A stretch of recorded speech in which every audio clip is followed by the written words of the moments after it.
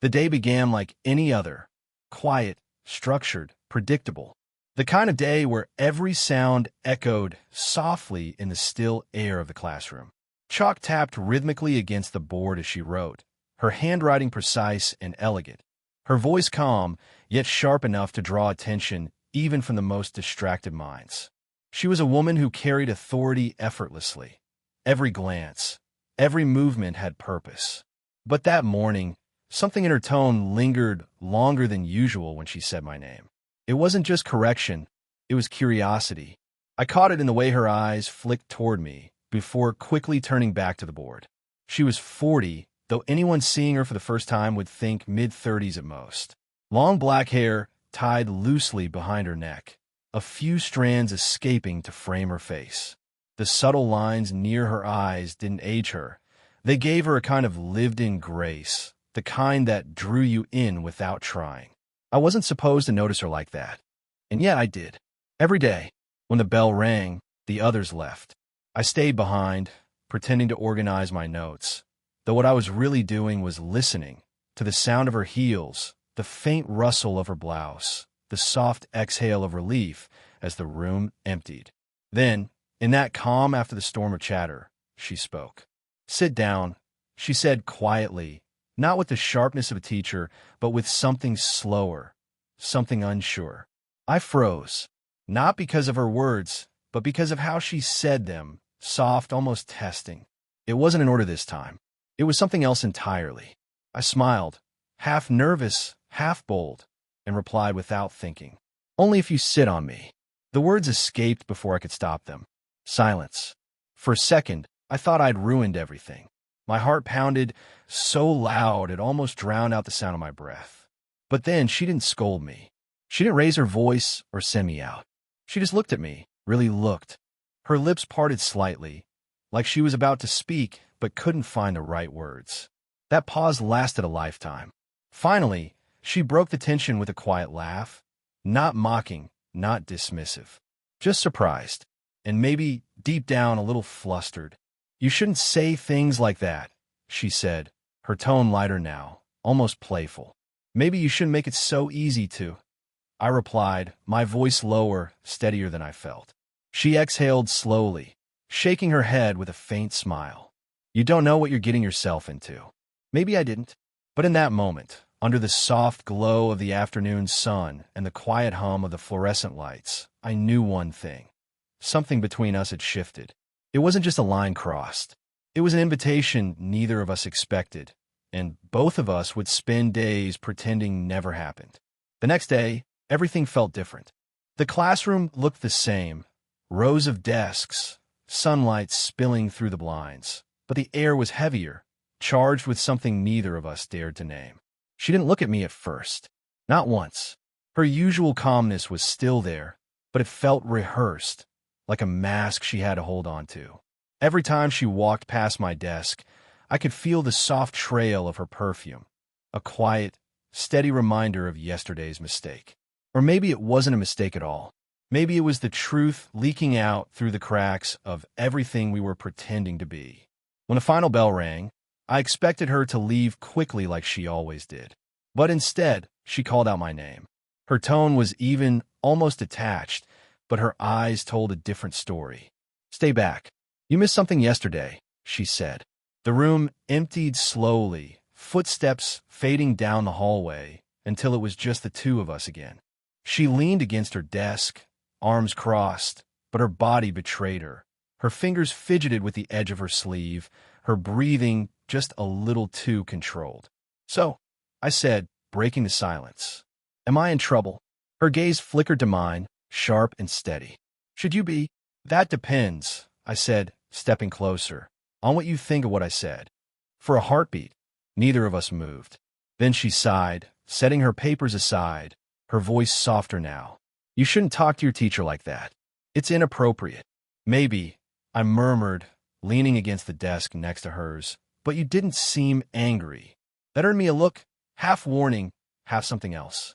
The kind of look that made my pulse stutter. She didn't answer right away. Instead, she turned toward the window, the sunlight catching the strands of her hair. "You're too young to understand the weight of what you say," she said finally, her tone low, almost regretful. Try me. That made her smile, small, reluctant, but real. She glanced back at me, her eyes softer than before. You think everything's simple at your age, that you can just say what you want and deal with whatever comes next. But some of us, she paused, choosing her words carefully. Some of us don't get to do that anymore. I didn't know what to say. The vulnerability in her voice pulled something in me, something I hadn't expected to feel for someone who was supposed to be untouchable. I didn't mean to make you uncomfortable, I said quietly. Stop, she interrupted gently, her hand brushing mine for the briefest second. It wasn't intentional, maybe, but it sent a jolt through me. Let's not talk about it anymore. But her voice trembled slightly, and her hand didn't pull away fast enough. We both knew it wasn't over. The moment she turned away, it wasn't avoidance. It was self-defense. And the way her breath hitched when I said her name told me everything. She was trying to forget something she didn't really want to forget. The following week unfolded like a game neither of us agreed to play, but both kept participating in. Every day, she tried to keep things professional. Short glances, brisk instructions, polite nods, but the tension hummed beneath the surface like an electric wire ready to spark. She started keeping her distance. No more after-class talks, no more shared smiles. But the way she said my name during roll call, it lingered just a second too long. Enough to remind me she was trying too hard not to feel something. That day, the rain came early. Most of the class had left before the storm hit, but I stayed behind, pretending to finish an assignment. She looked up from her desk, sighing softly. You should go before it gets worse. Doesn't bother me, I said, not looking up from my paper. Besides, you shouldn't be here alone. She laughed lightly, shaking her head. I think I can handle a little rain. It's not the rain I'm worried about, I said, and that made her stop. The silence that followed wasn't uncomfortable. It was charged, heavy, and strangely intimate. Lightning flickered outside the window, washing her face in pale light. She turned back to her work, but her hands trembled slightly as she picked up her pen. I noticed everything, the subtle twitch of her fingers, the way her lips parted like she wanted to say something but thought better of it. You really don't listen, do you? She said finally. I answered. Just not when you tell me to stay away. Her eyes met mine then, no hesitation this time. And what is it you think you're doing? I swallowed, my voice low but steady. Trying to understand why you're pretending this doesn't exist. The words hung in the air between us. She looked away first, exhaling slowly. Because it shouldn't. Her tone was quiet, but not cold. It was the kind of softness people used when they were protecting something fragile. I could hear the conflict in it, duty fighting against desire. I stood up and walked toward her desk, each step deliberate. She didn't move, didn't tell me to stop. Just sat there, watching me with that same cautious fire in her eyes. When I reached her, I leaned against the edge of her desk, close enough to see the faint tremor in her breath. You can tell yourself whatever you need to, I said gently. But I see it every time you look at me. Her lips parted, but no words came. Instead, she reached for her coffee cup, trying to anchor herself. The cup shook slightly in her hand. This has to stop, she whispered. Then stop it, I said quietly. She didn't. The rain kept falling outside, a low, steady rhythm against the glass, filling the silence between us. She finally stood, brushing past me, close enough for her shoulder to graze mine. The touch was brief, but it left an ache that wouldn't fade.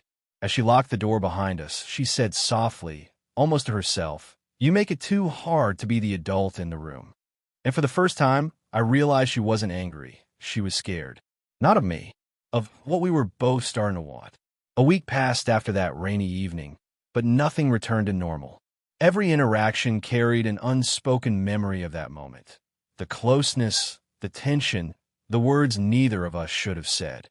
She tried to act indifferent, yet her eyes betrayed her every time. I could feel in the air we were walking on the edge of something neither of us could name out loud. It happened on a Friday. The halls were nearly empty, most teachers already gone for the weekend. I'd stayed late to help carry some books from the staff room, a harmless excuse that both of us knew wasn't really about books. She was there alone, sorting papers into neat, nervous piles. When she saw me enter, her posture stiffened, but she didn't tell me to leave. "You shouldn't be here," she said softly, without looking up. "Then why'd you leave the door open?" Her hands froze mid-motion. The question lingered between us, heavy and disarming. Slowly, she lifted her gaze. "Because I thought I could trust you to do the right thing." I stepped closer, my tone quiet but certain. "And what if what feels right isn't what's allowed?" She exhaled sharply, her composure faltering. "You think this is a game, don't you? That this is just, it's not." I interrupted, cutting her off gently but firmly. "You're the only person who makes me forget everything else. And I know you feel it too." Her eyes glimmered with a mix of defiance and fear. "You don't know what you're saying. You do," he whispered, "and you're just afraid to admit it." For a moment, there was nothing but silence. The kind that makes time feel slower. Her breathing hitched, the clock on the wall ticked softly, and somewhere in the distance, thunder rolled again, like the sky was warning us not to go further. Then she spoke, her voice trembling. "If anyone saw us like this, they won't," I said. "I just want to talk. No rules. No taitas. Just us." Something in my tone must have disarmed her, because she didn't stop me when I closed the last few feet between us. I could feel her heartbeat from where I stood. Every inch of distance that used to protect her was gone. She finally said, "You're crossing a line." I smiled faintly. "You drew it too close." That was the moment she looked away, not in rejection, but surrender. She turned toward the window, pretending to be interested in the storm outside. But her reflection on the glass said everything her lips wouldn't. Desire, guilt, and something dangerously human. The lights flickered from the storm. The room dimmed to a soft glow. She whispered, "You'll regret this one day." I leaned in, close enough for my breath to brush against her ear. "Not half as much as you'll miss it." Her breath caught. For a second, the world outside disappeared. The rules, the fear, the storm. There was only the sound of her heart and the weight of everything we weren't supposed to feel. Then the door clicked. A sound. Someone in the hallway. She stepped back instantly, eyes wide, lips parted in panic. "Go," she whispered urgently.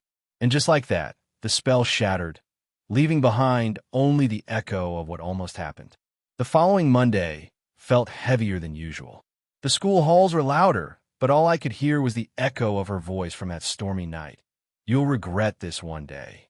I hadn't seen her since. Every classroom door I passed, every faint trace of her perfume in the hallway, felt like a reminder of something unfinished, something dangerously alive beneath the surface of silence. When she finally returned, it wasn't the same. Her tone was colder, her posture distant, her smile faint and practiced. She was trying to bury what had happened, and maybe part of me wanted to do the same. But the more she pretended it meant nothing, the more it burned in me like truth refusing to be silenced. That afternoon, I waited until the last student left the room. She was gathering her things, avoiding my gaze. I stood by the doorway, blocking her exit, not out of defiance, but desperation. "We need to talk," I said quietly. She didn't even look up. "There's nothing left to talk about." "That's not true," I said, stepping closer. "You keep acting like that night never happened." Her jaw tightened. "Because it shouldn't have." "Maybe not," I admitted, "but it did. And pretending it didn't doesn't change the fact that it meant something." Her eyes lifted sharply to mine. "You think you understand what this is? You think it's simple." Her voice cracked under the weight of everything she'd been holding back. "You have no idea what it costs to care for someone you shouldn't." I took a slow breath, my heart pounding. "Then why care at all?" She froze, her hand clutching a folder like a shield. And in that silence, I saw it, the truth behind all her restraint. It wasn't that she didn't feel anything. It was that she felt too much. She looked down, her voice barely above a whisper. "You're too young to ruin your life over a mistake like this." I took another step forward, close enough that I could see the faint tremor in her hands. "Maybe it's not a mistake," I said. "Maybe it's the only thing that's ever felt right." She shook her head, but her eyes were wet. "You don't understand the world I live in. People don't forgive women like me. They don't see the heart. They only see the scandal." I paused. Then don't let them see anything. Just tell me the truth. Do you feel what I feel? The room went utterly still. The only sound was the ticking of the clock. Her lips parted, and for a long, breaking moment, she couldn't answer. Then she said it, so softly I almost missed it. Yes. It was a single word, but it changed everything. The weight of that confession hung in the air, too real to ignore, too forbidden to embrace. She turned away instantly, a tear slipping down her cheek as she whispered, "But that doesn't mean we can have it." And just like that, the truth became a curse, something real enough to hurt, but too fragile to hold. After that day, nothing between us was the same. The confession had broken something open, something we could no longer hide behind polite distance or classroom formality. Every glance across the room carried weight. Every word exchanged felt like it meant more than it should. She tried to restore the walls between us, keeping conversations short, her tone professional, her posture guarded. But emotions have a way of seeping through even the strongest barriers. The way her eyes lingered when she thought I wasn't looking. The way her voice softened when she said my name. It was all there, quiet, restrained, but undeniable. Then came the evening that changed everything. The school was hosting a staff dinner, and I had volunteered to help set up. She was there too, dressed in something simple but elegant. Dark green silk that caught the light in a way that made her seem both unreachable and heartbreakingly human. When the night ended and the others left, we stayed behind to clean up. The music had faded, leaving only the hum of the lights and the faint rustle of her moving around the tables. There was a strange stillness in the air, a silence that carried more tension than any words could. I caught her looking at me as I stacked chairs, and for a moment, neither of us looked away. There was something raw in her eyes, something that said she was tired of pretending. "You should go home," she said softly, breaking the silence. "It's late." "I will," I replied, "but only if you stop running from me." She blinked, startled, her hand freezing mid-motion. "I'm not running." "Yes, you are," I said, stepping closer. "You've been running since the day you said yes." Her breath hitched, and for the first time, she didn't deny it. "What do you expect me to do?" she whispered. "We can't erase what's real, but we can't let it destroy us either." I stopped just a few feet away, then stopped fighting it. "Just for tonight, don't fight it." The words hung between us like a plea. Her hands trembled slightly as she set the cloth down on the table. Slowly, she looked up, and I saw the storm in her eyes. Fear, longing, and something deeper, something she'd been trying to hide for too long. She took a step toward me, then another, until the space between us disappeared. The faint scent of her perfume, warm vanilla and rain, wrapped around me, and I could feel the heat of her breath. "I shouldn't," she murmured.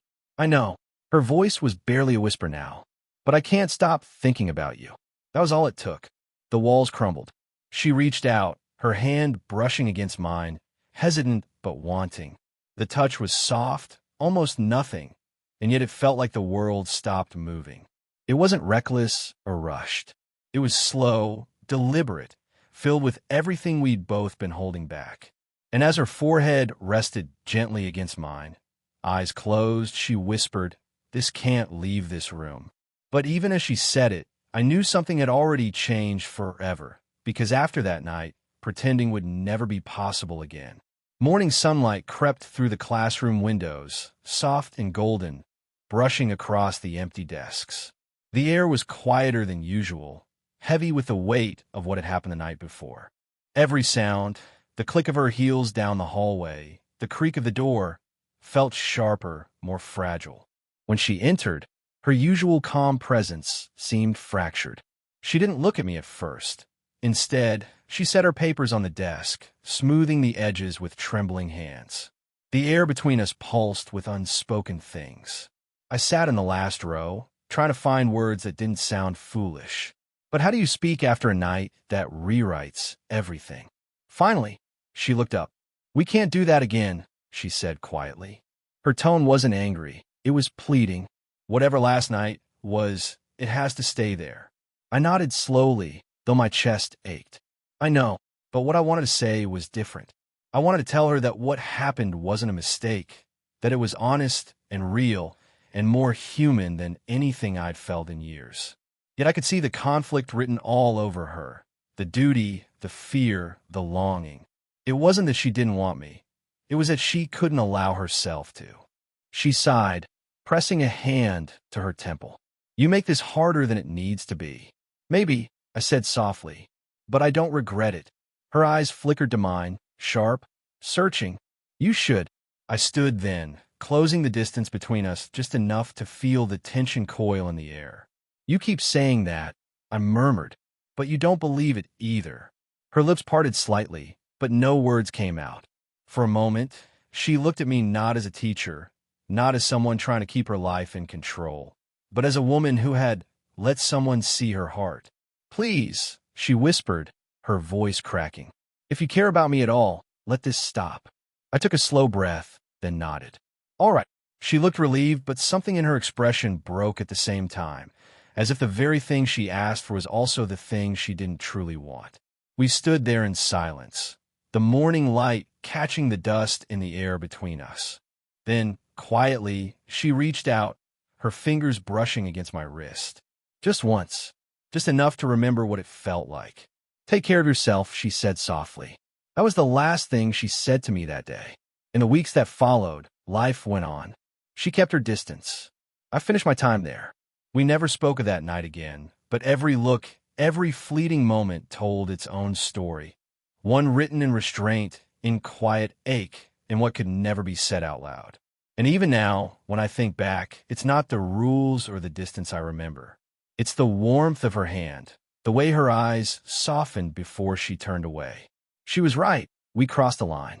But maybe just once crossing it was what taught us both what real connection felt like.